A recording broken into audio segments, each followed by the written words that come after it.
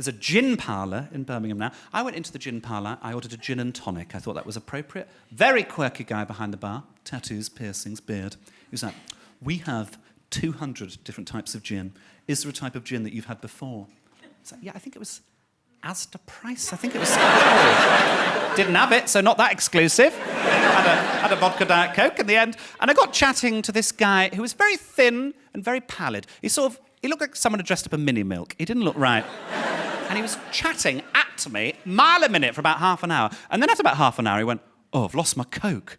And I think because I was drinking a Diet Coke and I was a bit drunk, in the moment, I thought he meant Coca-Cola. So I was like, well, where'd you have it last? He's like, in the toilet. I was like, there's no flat surfaces in there. You must have left it on the floor or something. He's like, no, I've lost my Coke. I was like, well, I'll get you some Coke. Still thinking he meant Coca-Cola. He's like, what, do you know a dealer? I was like, don't see how that's relevant. I mean, I know an art dealer I could call in the morning, but that seems very off-topic. I was like, I'll get you some Coke. So I started walking to the bar and then realised on the way to the bar what he actually meant. I'm now on a drugs run for some stranger. How did this happen?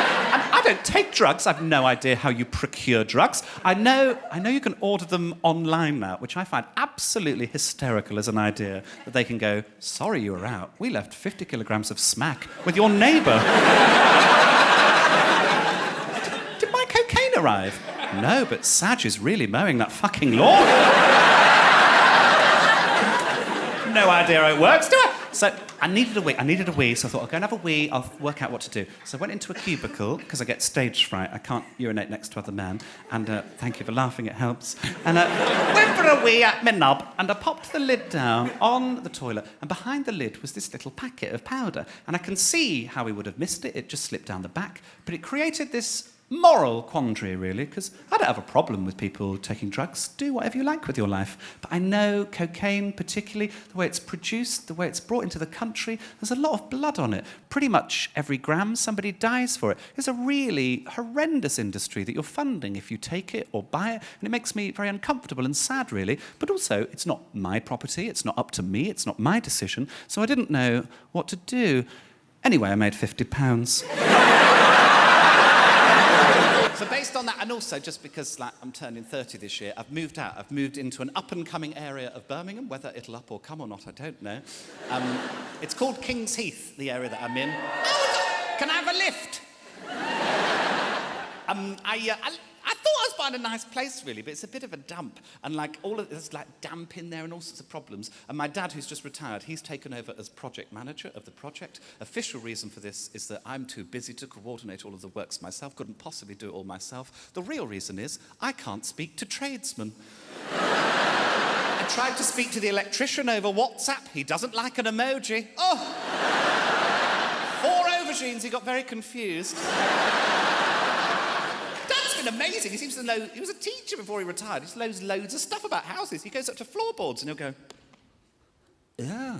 Won't tell me what that means, but he knows something. There was a door that needed fixing. He just came round and made and fitted a door. I was like, how do you know to do that? You're a teacher. He's like, I don't know. I just sort of know from birth. From birth? Sorry, all the other kids are in the nursery crying. You're there making a trestle table. Come on, mate. I think what happens, it has to. When you become a father, you go to some sort of dad's school where they teach you how to do all of this shit, but not how to get emotion into a text message. The messages I sent to father, long rambling endeavours, just landed, wonderful holiday, food was fantastic, weather was glorious, happy to be back, but sad to not be in that wonderful weather. How are you? Is all well? The reply will just be, yes, fine. Are you a hostage? Some of the resistance was because we do have a gay village in Birmingham. It's called the Gay Village. It's in the centre of town. And I went out there not long after all this had started, and I went to a place called Sequin Showstoppers, where they sell drag clothes. I was trying on some bits. It was a day-drinking day, you can tell from my eyes. Hello, darkness, my old friend. And after I'd left Sequin Showstoppers, went for a few pints and ended up at a house party with about a dozen gay guys, and they were all talking about it. And I was so drunk, I didn't want to give anything away. And this one guy started, and he was like, have you seen that King's Heath's a gay village now? And I was like, yeah. And he's like, it's probably just one bloke who set up a website. And I was like, yeah, probably. And a limited company and a bank account, actually. It was quite complicated, actually. It was quite involved, actually. And then this other guy popped up out of nowhere, and he was so cross about it. He was like, I'm sorry, King's Heath is not a gay village. In no world is King's Heath a gay village. We have a gay village in town. It's called the Gay Village. They have a pride march there every year. And I was like, oh, right, is that what you have to do to be a gay village, have a pride march? And he went, yeah. And I was like, oh. So that was the final piece in the puzzle. In order to convince the gays that King's Heath was a gay village, I had to run a pride march. Now, immediately, as Ken emailed the Hare and Hounds, and Adam Regan, who runs the Hare and Hounds, very nice man, he replied very positively, but said, this is quite big to deal with over email. We should speak about this on the phone, really. I'd not been keen speaking on the phone as Ken, because I'm not great at accents, but it was time for Ken Roberts to speak on the phone. Hello? Adam Regan, it's Ken Roberts from the Gayborhood Foundation. Hello, mate. I wanted to talk about doing a pride march in King's Heath. Oh, right, okay. 26th of September, yeah, I'll pencil that now. I'll wait for you to confirm it. That's fantastic. Thank you, Mr. Regan. I'll leave you to your day. Remember, you can only ever be yourself unless you're Ken Roberts. Thanks, Ken. Cheers, mate. Thanks, mate. Bye-bye. I'm doing a pride march in 3 weeks. So I'm from Birmingham. I'm as surprised as you are. And I support West Brom. Are there any football supporters in? Oh, some people. Oh, you support... Who do you support? Ipswich Town. Ipswich Town. Fuck yeah. They're taking over! Hello there. Is everything okay? Are they good? Are they doing all right? So I started becoming a fan of West Brom because my friend Karen said that they're the best team, statistically inaccurate that. So we went to watch one game. We went to watch one in the stadium. So I forgot the word stadium there. I was going to say velodrome. I can't do football. I went to watch one in the stadium. But before that, we went to this proper old man pub in Birmingham. And like the woman behind the bar, how to describe her? She looked like a scrotum. She didn't like me, because I ordered a white wine spritzer. What the fuck's that? Soda water and white wine. She went behind the bar for a worrying amount of time, came back with a pint of soda water and a full bottle of dessert wine. I don't know, that'll be a £5. Best night of my life.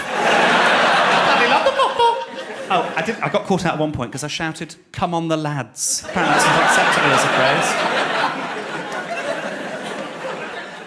Yes. I love an old man pub as well, because I go with my friend Karen quite a lot. And there's one in Birmingham, it's called the Tap and Spile, and it's open till about 4 a.m. every night. And it's like full of proper brummies with no neck. And I haven't got a neck. And she got hit on the one night. This guy came up to her and he went, "What's your name?" And she went, "Fuck off." He went, "That's a lovely name." And he asked her what her favourite TV show is. She said Sex in the City. And he went, "Oh, well, I like Sex on the City, you know." It's a good joke, that. It's a bloody good joke.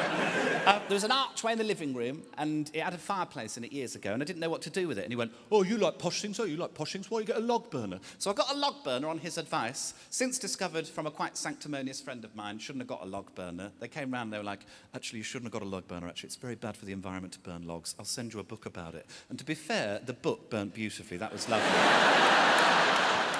Farrow and Ball paint, he suggests. He's like, "Oh, you like posh things? Get posh paint, Farrow and Ball paint." Farrow and Ball has a shop in Solihull in the Midlands, in Birmingham. Solihull, it's still Birmingham, it's the posh part of Birmingham. So there's still vomit on the streets, but there's Monge 2 in it in Solihull.